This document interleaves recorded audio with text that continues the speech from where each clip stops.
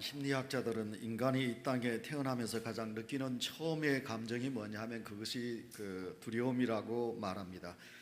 어머니 모태로부터 분리되면서 인간은 두려움에 떨게 되어 있습니다. 그래서 인간의 두려움을 연구한 휴 미스틴 박사는 아기가 어머니 뱃속에서 태어나면 느끼는 두려움 세 가지를 이야기합니다.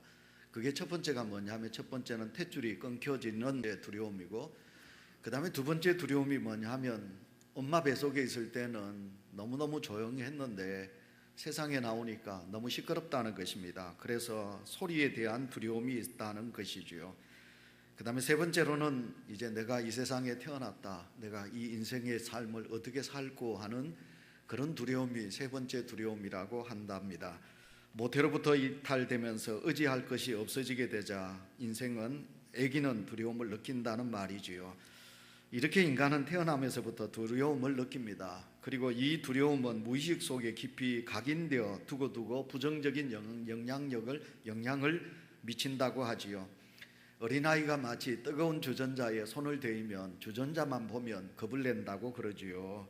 그래서 인간은 태어나면서부터 죽을 때까지 숙명처럼 평생을 두려움과 실험하면서 사는 존재가 우리 인간이라고 말합니다. 여러분, 인간에게 두려움이 찾아왔을 때 그 두려움은 모두가 다 가지게 됩니다. 그런 두려움을 느끼지 않는 사람은 아무도 없을 것입니다. 그런데 두 가지입니다.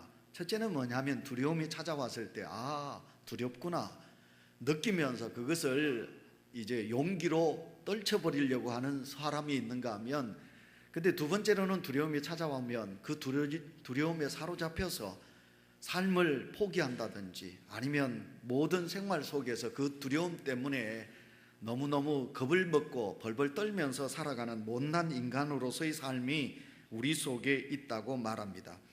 그래서 두려움은 그 자체가 문제가 아닙니다. 두려움에 사로잡혀 있느냐, 그것이 문제입니다. 내가 두려움을 느끼고 그것을 떨쳐버리는 용기가 있느냐, 아니면 그 두려움 때문에 그 두려움에서 사로잡혀서 생을 망치면서 살아가느냐, 극복하느냐, 두려움을 극복하지 못하느냐, 여기에 달려있다고 그러지요. 우리가 두려움을 극복하기 위해서는 먼저 두려움이 무엇인지를 알아야 합니다. 한마디로 두려움이란 무서워하는 감정입니다. 다시 말씀드리면 우리 마음속에 일어나는 무서워하는 마음입니다. 성경에는 처음으로 이 두려움이란 단어는 언제 쓰여지느냐 하면 창세기 3장 10절에 그 단어가 처음 시작됩니다. 하나님이 에덴 동산을 만드셨습니다. 그 에덴 동산은 천국이지요. 하나님은 그 천국에서 모든 것을 다스리며 행복하게 살라고 하셨습니다. 그러나 선악과는 먹지 말라고 했습니다. 그랬는데 아담과 하와가 하나님의 뜻을 거역하고 선악과를 따먹었습니다. 자기의 눈이 밝아졌습니다. 그래서 그들이 자기의 벗은 것을 알고 나뭇잎으로 자기의 부끄러운 것을 가리고 그리고 숨었습니다. 그때 하나님께서 이르되 내가 동산에서 하나님의 소리를 듣고 내가 벗었으므로 두려워하여 숨었나이다. 하나님께서 아담아 네가 어디 있느냐 라고 하나님께서 아담을 찾았을 때 아담과 하와는 내가 벗었으므로, 다시 말하면 내가 하나님께 죄를 지었으므로 내가 두려워서 내가 숨었나이다. 아담과 하와가 하나님 앞에 그렇게 대답했습니다. 인간이 하나님과 분리되면서 두려움을 느끼게 됩니다. 원래 우리에겐 하나님의 역사가 있고 하나님과 함께하는 그런 삶이 있습니다. 죄라는 것이 우리를 하나님에게서 멀어지게 했습니다. 아담과 하와가 하나님의 뜻을 거역하고 선악과를 따먹음으로 인하여 하나님에게서 멀어지듯이 오늘도 우리는 이 세상 삶을 살아가면서 죄라는 것이 우리 사람과의 관계, 또 하나님과의 관계를 멀어지게 만든 것을 보게 됩니다. 한 예를 들까요? 여러분, 아기는 다 이쁘지요. 근데 이 아기에게 있어서 제일 소중한 분이 있다면 그것은 엄마가 아니겠습니까? 아기가 아무리 어리고 약해도 엄마하고만 있으면 아기는 세상을 즐기게 됩니다. 한 아기가 3살 먹고 4살 먹은 아기가 엄마 손을 잡고 시장을 갑니다. 다가오는 차가 있어도 엄마 손을 잡고 있기 때문에 차가 두렵지 않습니다. 강아지가 한 마리 옵니다. 엄마 손을 잡고 있기 때문에 이 아기는 강아지가 무섭지 않습니다. 강아지를 보고 그리고 이렇게 놀리기도 하지요. 그랬는데 그 엄마가 시장을 보기 위해서 아기를 딱 거기 어느 상점 앞에 세워두고 얘야 내가 저기 가서 뭘 사가지고 올 테니까 넌 절대로 다른 곳에 가지 말고 여기 있어야 돼 하고 그 아기를 딱 세워놓고 엄마가 떠나버렸습니다. 아기는 엄마의 손을 놓자마자 그때부터 무섭기 시작합니다. 지나가던 강아지가 너무 귀엽게 보였는데 이제는 그 강아지를 보고 이 아기는 응아 엄마 그러면서 아기가 웁니다. 다가오는 차들을 보고 이 아기는 울부짖습니다. 그 차가 자기를 치이는 것만 같습니다. 이 아기는 엄마의 손을 놓는 즉시 그때부터 그에게 찾아오는 것은 두려움이라 그런 것입니다. 그렇습니다. 두려움의 원인은 외부에 있는 것이 아닙니다. 내 마음속에 있는 것입니다. 하나님의 손을 잡으면 내 마음에 놀랍도록 하나님이 주신 평안을 주시고 용기를 주십니다. 그러나 우리가 하나님에게서 내 손을 놓게 되면, 하나님과 멀어지게 되면 그때부터 우리에게 찾아오는 것은 인간적인 두려움이라 그런 것입니다. 에드영이라는 분이 나는 지금 두렵다라는 책을 썼습니다. 여러분, 이 책을 보면 사람에 따라서, 시대에 따라서 느끼는 두려움이 다양하다고 그럽니다. 그래서 우리가 느끼는 두려움의 종류가 몇 가지냐면 이 책 속에서 645가지의 두려움을 가지게 된다는 것이에요. 예를 들어서 그 책에서 세 가지를 이야기하지요. 첫 번째가 뭐냐면, 첫 번째, 어떤 사람은 특별한 동물 때문에 두려워한다는 거예요. 그게 쥐라는 거. 여러분, 우리 여성분들은 쥐에 대한 두려움이 많습니다. 그래서 특정한 어떤 짐승, 동물 아니면 곤충에 대한 두려움을 사람은 느낀다는 거지요. 어떤 사람은 쥐, 어떤 사람은 바퀴벌레, 어떤 사람은 또 개, 이런 공포, 이런 것에 대한 두려움을 가지는 사람들이 있다는 거지요. 그 다음에 두 번째로는 장소입니다. 폐쇄공포증이 있는 사람이 있습니다. 전에 교회에 있던 그분 집사님은요, 돼지를 한 7만 두 먹이는 부자입니다. 대단한 부자지요. 덩치도 큽니다. 키가 80이 넘고 아주 살이 쪄서 덩치가 좋습니다. 근데 이분은 자기 동생이 있는 서울 삼성병원에 건강검진을 받기 위해서 MRI 그 통 속에 들어가야 되는데 그 폐쇄공포증 때문에 그 MRI실에 들어가지를 못했다는 것이지요. 여러분, 이런 것은 장소에 대한 공포증입니다. 우리 집사님이 치과를 하시지요. 여러분, 그 치과에 대한 공포증이 있는 사람은 이를 벌려서 치과에 가지를 못하는 공포증을 가지고 있는 사람도 우리 중에 있다는 거지요. 어떤 사람은 사람이 제일 아름다운데 근데 그 사람이 두렵다는 것입니다. 어떤 사람은요, 진짜 장가 갔는데 장모가 무섭대요. 그래서 그 장모 두려움 때문에 처갓집 가기를 싫어한다는 그런 공포증을 가지고 있는 사람이 있습니다. 상사 공포증이 있습니다. 평소에는 일을 잘하는데 상사만 오면 덜덜덜 떨고 일을 하지 못하는 상사 공포증을 가지고 있는 사람이 있어요.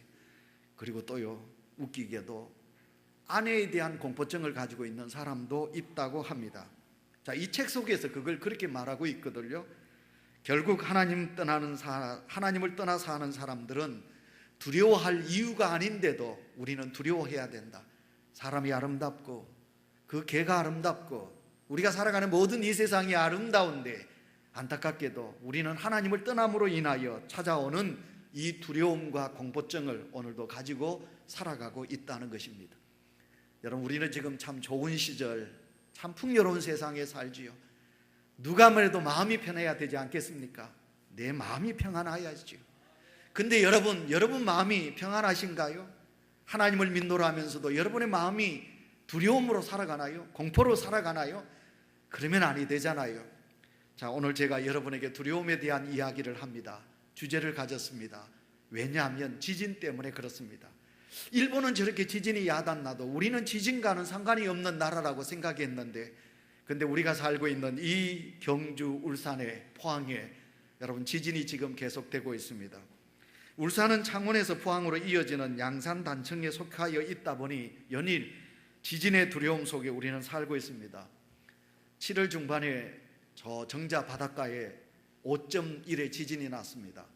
그때 저희 집에 월요일인데 친구 목사님, 선배 목사님들이 놀러 왔습니다. 저희 집사람이 식탁에 앉아 있었는데 그때 빠방! 근데 저희 집사람이 앉아 있는 그 바로 앞에 냉장고가 있었는데 제가 보니까 그 냉장고가 우리 집사람을 덮칠 것 같이 냉장고가 흔들리는 것을 보았습니다.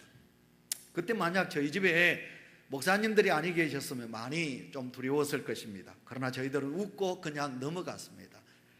한 달이, 두 달이 지난 9월 12일 월요일이지요. 저녁 7시 그리고 저녁 8시 32분에 또 지진이 났습니다. 지진이 났습니다. 저는 5.8의 지진이 있었을 때 차 안에 있었습니다. 집을 가기 위해서. 저희 집사람이 혼자 있기 때문에 내가 집을 빨리 가야 되겠다 하고 신호를 기다리고 있는데 5.8의 지진이 났습니다. 제 차가 많이 흔들렸습니다. 멀미를 많이 하는 저는 그 지진에 멀미가 날 정도로 여러분 두려움이 있었습니다. 또 이제 지난주에는 4.5도의 여진이 있었습니다. 그리고 계속해서 400회가 넘는 여진이 계속되고 있습니다. 이로 인해 경주와 그 근방에 살고 있는 울산 시민들은 많은 두려움을 안고 생활하고 있습니다.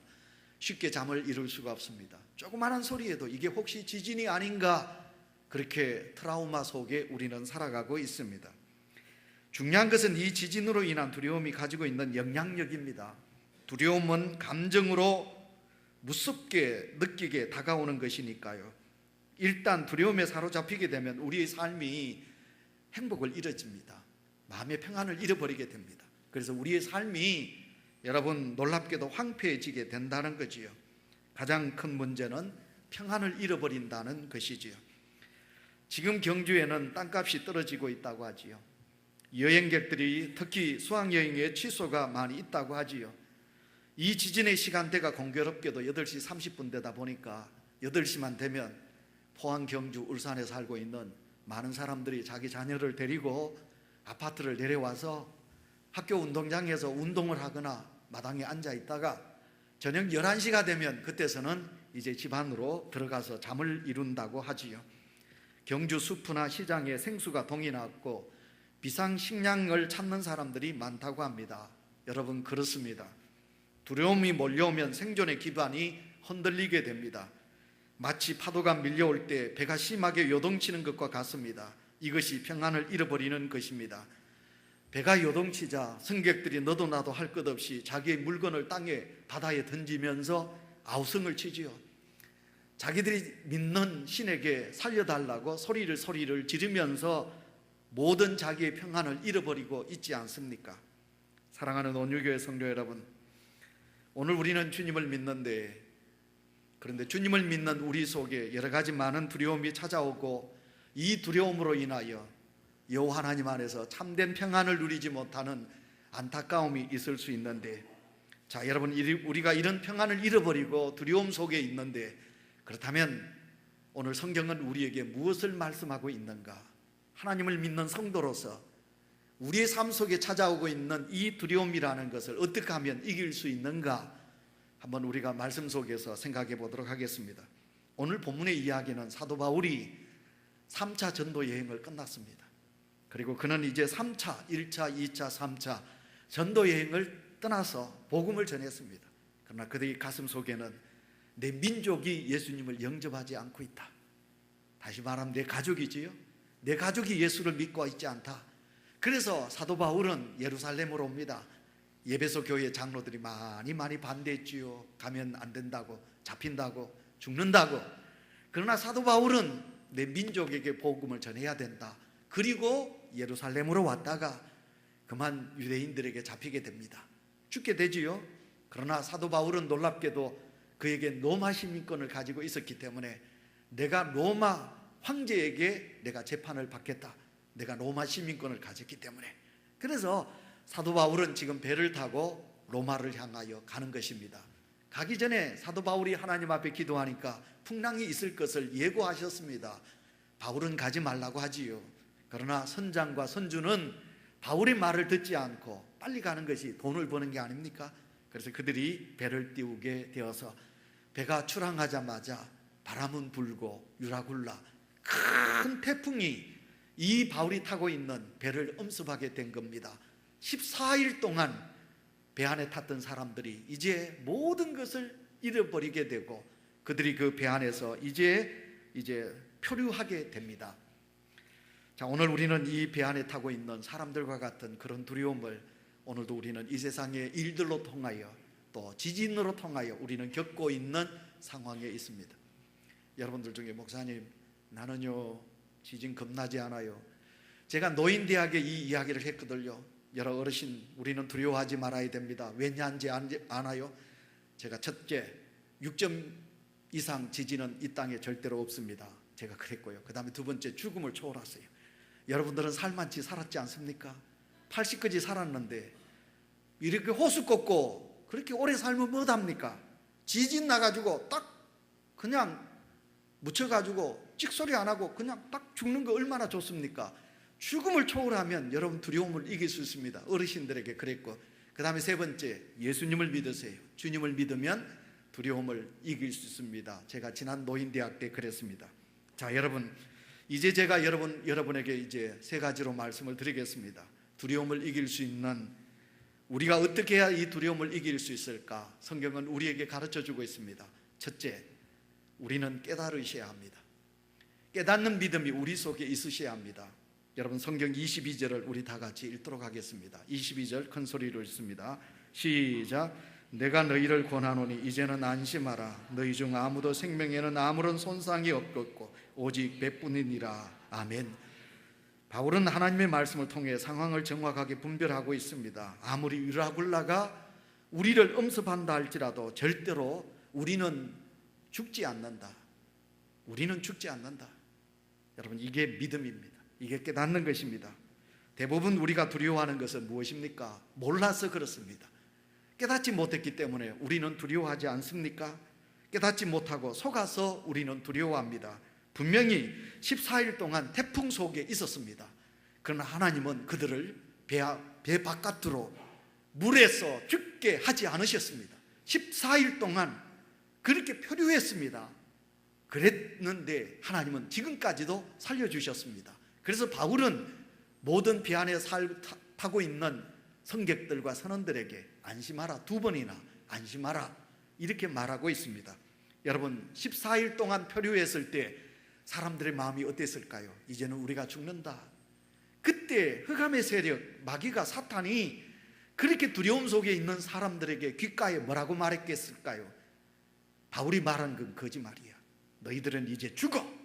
너희들은 이제 바다 속에서 물고기 귀신이 돼 너희들은 죽을 것이야.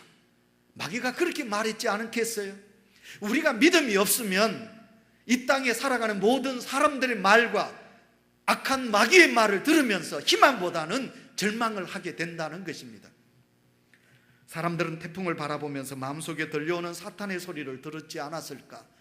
그러나 하나님의 종 바울은 사탄에 안 된다는 것이 아니라, 죽는다는 것이 아니라 희망을 말하고 있습니다. 살 수 있다.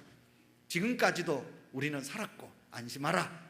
우리에겐 모든 것이 하나님의 역사가 있다고 말하지요. 예, 그렇습니다. 왜 이런 태풍이, 왜 이런 지진이 일어날까요? 우리는 이 지진이 일어나는 일들을 생각하면서 여러분, 하나님의 섭리 앞에 우리 자신을 돌아볼 수 있어야 합니다. 지난주 바람이 많이 부는 날 저는 일부러 주전 바닷가에 나갔습니다. 차를 세워놓고 주전 바닷가를 바라보았습니다. 바람이 많이 부니까 파도가 엄청나게 치더라고요. 근데 그 파도 치는 바다가 아름답지 못했습니다. 그 바다 안에 있는 모래가, 그래서 바닷물 색깔이 푸른 색깔이 아니고 이런 아주 시커먼 물 색깔 같았어요.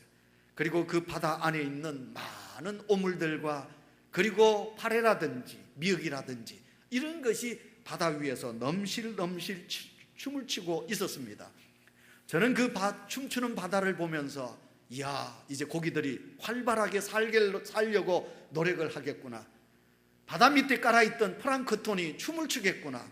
그러면 먹이를 찾던 많은 물고기들이 그 플랑크톤을 먹으면서 더 건강하게 되겠구나. 예, 우리가 살고 있는 사람들의 세상도 마찬가지입니다. 하나님은 오늘도 우리를 평안하게 살기를 원합니다. 그런데 여러분, 하나님을 공경하고 우리가 여호와 하나님을 경외하고 하나님이 주신 뜻을 분별하고, 특히 제가 드리고 싶은 말씀은 저나 여러분, 특히 한국에 살고 있는 이 땅의 사람들 겸손해야 되는데, 너도 나도 돈 좀 있다고, 너도 나도 살만하다고 하나님을 멀리하고 하나님을 경외치 아니하고 교만하게 죄를 지어도 내가 죄인인지도 깨닫지 못하고, 사람이 이 세상에서 제일 아름다운 존재 아닙니까? 사람을 사랑하지 못하고 사람을 위하지 못하고 우리가 교만하게 살아가니 하나님께서 지진으로, 바다의 바람으로 풍랑을 일으켜서 모든 것을 요동케 하듯이 하나님은 이 땅에 이 교만한 이 대한민국에 살고 있는 주의 종들과 많은 성도들에게 흔들고 계시는 거지요. 그래서 우리는 이 자연의 모든 역사를 주관하시는 하나님의 역사인 것을 깨닫고, 하나님의 섭리인 것을 깨닫고, 우연히 이루어진 일이 아니라 하나님의 섭리이다 하는 이런 믿음을 우리가 가져야 되지요. 그래서 우리는 깨달으셔야 합니다. 나를 돌아볼 수 있는 기회로, 지진과는 전혀 별개로 생각했던 이 땅에 일어난 지진을 보면서 오늘을 살아가는 나를 볼 수 있는 믿음을 우리는 가지셔야 합니다. 구약 성경에 요나스가 나옵니다. 하나님은 요나를 선지자로 불렀습니다. 요나에게 너는 니느웨로 가서 내 복음을 전하여라. 40일이 지나면 너희들이 회개치 않으면 네 성은 망한다고 그래라. 그러나 요나는 하나님의 말씀을 들었습니다. 들은 요나가 니느웨로 가지 않고 다시스로 가는 지중해 연안의 그 휴양지 도시, 거기로 가는 배에 몸을 실었습니다. 그리고 배 제일 밑창에 내려가서 하나님을 두려워하는 마음으로 그곳에서 잠을 잤습니다. 하나님은 요나를 깨우십니다. 풍랑을 일으키셨습니다. 배 안에 있는 모든 선원들과 모든 분들이 우리는 이제 죽겠다고 아우성을 치고 있습니다. 잠을 자던 요나를 하나님은 깨우셨습니다. 요나가 배 갑판 위에 올라갔습니다. 갑판 위에 올라간 요나가 이렇게 말합니다. 당신들에게 임한 이 모든 재해는 나 때문입니다. 이 모든 책임은 내게 있습니다. 요나가 이렇게 말합니다. 천재지변은 잊어버릴 즈음에 찾아오지요. 자연재해니 막을 방법이 없다고 포기하는 것은 상식입니다마는 요나는 놀랍게도 그 재난 앞에, 풍랑 앞에서 자기를 돌아보았습니다. 그리고 이 모든 책임이 내게 있다고 요나는 고백을 한 것입니다. 물론 자연재해는 우연히 일어나는 것이지만 거기에는 쉽게 설명할 수 없는 하나님의 섭리가 있지요. 그 한 가지가 뭐냐면 하나님은 요나를 살리기를 원하십니다. 하나님은 요나로 통해서 니느웨의 성을 살리기를 원하십니다. 하나님은 이 대한민국을 사랑하시고 이 대한민국을 살리시기 원하여 하나님은 이 시대 속에 안타깝게도 하나님을 자꾸만 멀어지게 하는 심령들을 깨닫게 하시기 위해서 하나님은 이 땅을 흔들고 있는 것입니다. 그런데 만약 우리가 평소에 열심히 하나님의 구원의 뜻을 알고 그 뜻을 위해서 힘을 썼다면, 먼저 하나님을 경외하고 이웃을 사랑하며 겸손히 있었다면 어쩌면 하나님께서는 이런 지진을 우리에게 허락지는 아니하였을지도 모르겠습니다. 요나가 미리 니느웨로 가서 열심히 전도하고 하나님의 뜻을 선포했다면 그 풍랑의 재난이 일어나지는 아니하였을 것입니다. 요나는 풍랑이 일어나는 것을 보고 이것은 우연한 일이 아니다. 내 죄 때문에 그렇다. 내가 하나님의 말씀을 순종하지 아니하였기 때문에 나 때문에 이런 일이 일어났노라. 그래서 그는 하나님 앞에 서 있는 사명을 감당하지 못한 요나 자신을 돌아보게 된 것입니다. 성도 여러분, 마찬가지입니다. 우리도 이 지진이 큰 지진이 아니라고 말하지 마세요. 우리나라에 일어난 지진 중에 역사 이래로 큰 지진이 아니겠습니까? 여러분, 하나님은 오늘도 명령하고 계십니다. 복음을 땅끝까지 전하거라. 내 뜻에 순종하거라. 너희들은 은혜 입은 자가 아니냐. 긍휼과 사랑하는 마음을 가지고 살아야 되느니라. 모든 사람을 사랑하고 그들에게 아낌없이 나누어주며 사람 냄새가 나는 삶을 살아야 되지 않겠느냐. 하나님은 그렇게 오늘도 우리를 향하여 말씀하고 있는 거지요. 그래서 여러분, 우리는 이 자연의 작은 일들 앞에서 우리는 부디 인간으로서 겸손하셔야 합니다. 그리고 이 자연을 다스리는 하나님 앞에 나 때문입니다. 내가 하나님의 뜻대로 바르게 살지 못한 나로 인하여 일어난 일들입니다. 주여, 내가 죄인입니다 하고 우리가 회개할 수만 있다면 하나님은 얼마나 기뻐하실까, 그런 것입니다. 사도 바울은 깨달았습니다. 하나님의 말씀 속에서 상황을 정확하게 판단하고 분별할 수 있었습니다. 비록 거대한 파도가 몰려오고 폭풍우가 자기를 덮쳐서 죽을 것 같았지만, 그러나 바울의 마음속에는 하나님은 절대로 하나님의 택한 백성은 죽이지 않는다. 나로 통하여 이 배는 안전할 것이다. 그리고 이곳에 나와 함께하는 사람들은 살 것이다 하는 이 믿음을 바울은 오늘도 우리에게 보여주고 있는 것입니다. 예수님께서 말씀하셨습니다. 하늘에 나는 저 참새를 보거라. 들에 피해 있는 저 들백화를 보거라. 나는 누가 먹이지도 않았다. 누가 물을 주지도 않았다. 심지도 아니하였다. 그러나 하나님께서 먹이시고 입히시거늘 너희가 누구냐 생각하여 보라. 너희들은 참새보다 덜에 핀 백합화보다 더 소중한 존재가 아니냐. 하물며 하나님일까 보냐. 너희를 입히시고 먹이시느니라. 그러니 염려하지 말라. 우리 주님께서 그렇게 말씀하여 주셨지요. 하찮은 잠새도, 하찮은 이 땅의 모든 약한 미물도 하나님께서 지키시고 보호하시거늘 독생자 예수 그리스도를 이 땅에 허락해 주셔서 영원을 있게 하여 주신 예수 그리스도를 믿는 택한 백성을 하나님께서 그냥 두시겠습니까? 하나님께서 지키시고 보호하여 주실 줄 믿습니다. 여러분, 상황과 돌아가고 있는 사건만 보고 우리는 절대로 하나님에게서 멀어지는 자가 되지 마셔야 합니다. 이럴 때일수록 우리는 더 큰 믿음을 가지고 여호와를 경외할 수 있는 성도가 되셔야 될 줄 믿습니다. 그 다음에 두 번째로 무엇입니까? 다시 말씀드립니다. 믿어야 합니다. 안심하라. 나는 내게 말씀하신 그대로 되리라고 하나님을 믿노라. 아멘. 바울은 어젯밤에 자기에게 말씀하신 하나님의 말씀을 그대로 믿는다고 그랬습니다. 하나님께서는 이 바울을 로마에 서게 할 것이라고 하나님은 말씀하여 주셨거든요. 바로 자기와 배에 타고 있는 모든 사람들도 하나님이 다 구원해 주실 것을 사실을 믿고 있는 사도 바울의 위대한 고백이 아닙니까? 이 믿음이 두려움을 떨쳐버리게 했다는 것입니다. 여러분, 성경을 우리는 필사하셨습니다. 성경을 보십시오. 성경에 보면 가장 말씀이 많이 나온 말씀이 뭐냐면 두려워하지 말라라는 말씀이지요. 어떤 분이, 여러분 알고 있지요?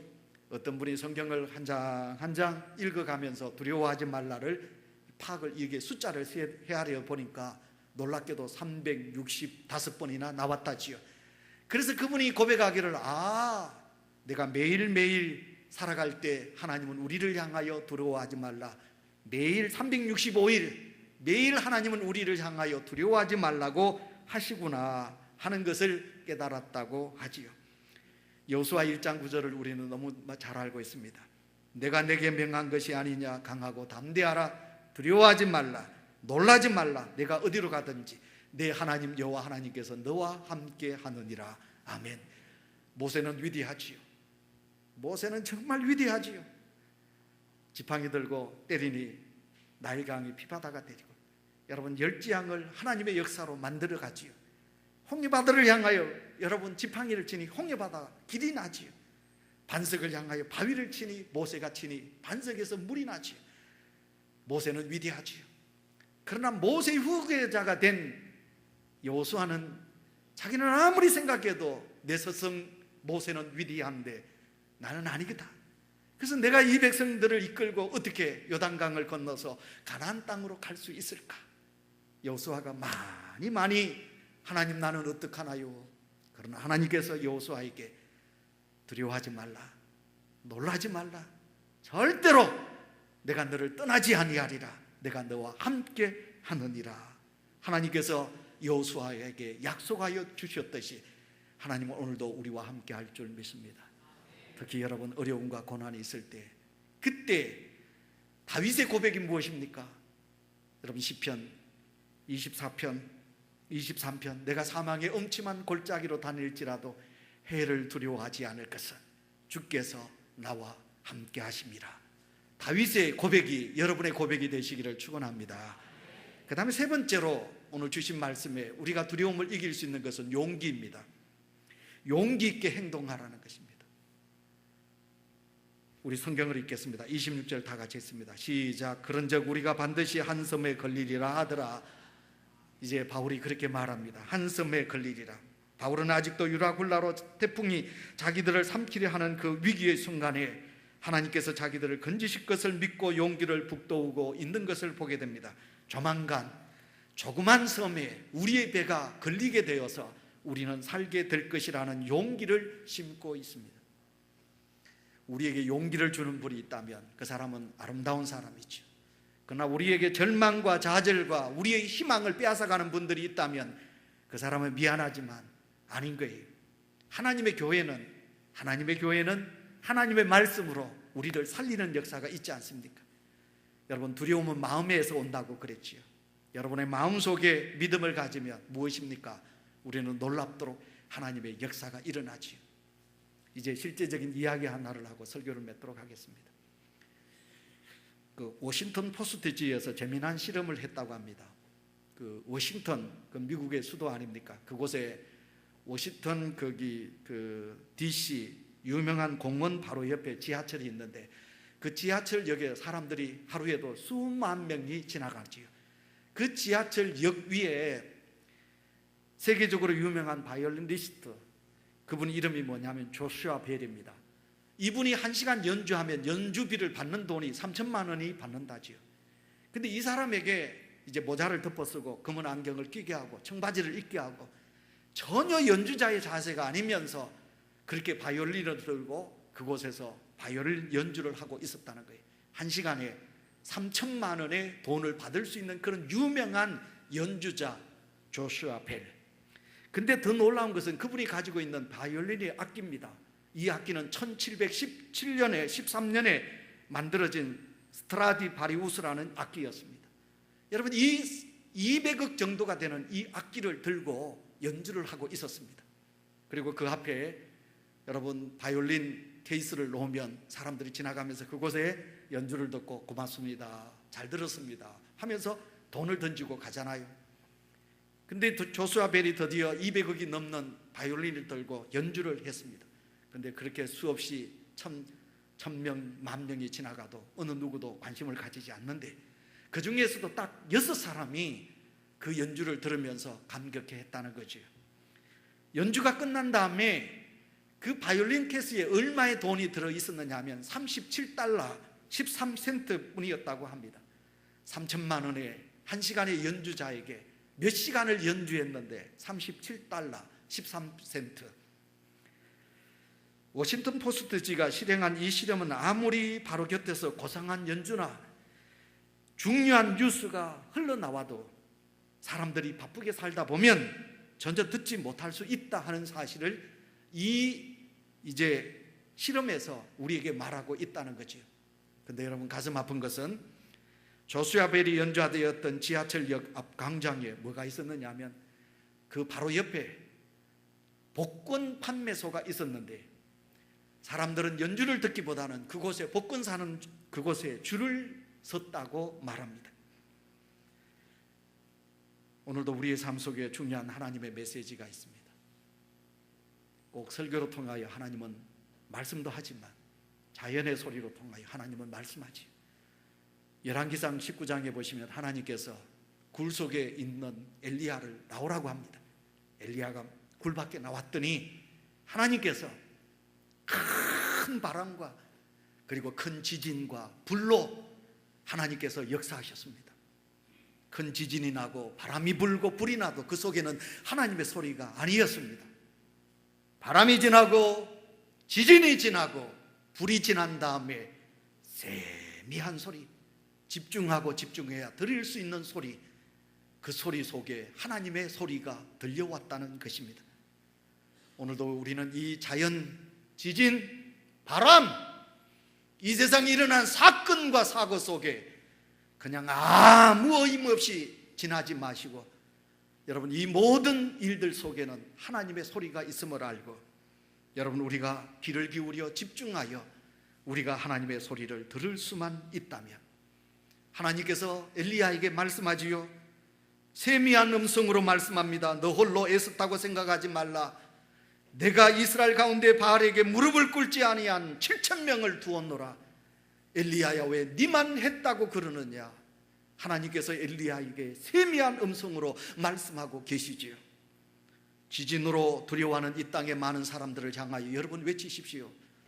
이것은 하나님께서 이 땅에, 한국 땅에 살고 있는 우리가 교만해서 하나님을 멀리해서 하나님께서 흔들고 계시니까 우리가 회개하고 내 자신을 돌아보고 하나님 앞에 겸손하라는 하나님의 뜻으로 우리가 받아들이시고, 우리가 하나님 앞에 회개하는 마음, 바람과 지진 불 이후에 말씀하시는 하나님의 소리를 들으라고 말씀하시는 하나님의 역사임을 알고, 우리 온유교회 성도 여러분, 너무 세상의 사람들 소리에, 세상의 마음을 빼앗기지 마시고 하나님의 소리에 귀를 기울이시고, 그 하나님의 소리에 귀를 기울이기 위하여 여러분 가던 발걸음을 멈추시고 무릎을 꿇으시고 하나님 앞에, 주여 내가 여기 있습니다, 말씀하여 주십시오, 내가 듣겠습니다, 하나님 앞에 기도할 수 있는 은혜가 우리 모두에게 있으시기를 축원합니다. 하나님 아버지, 지진이 이웃 일본에만, 중국에만 있는 줄 알았는데 우리에게도 찾아왔습니다.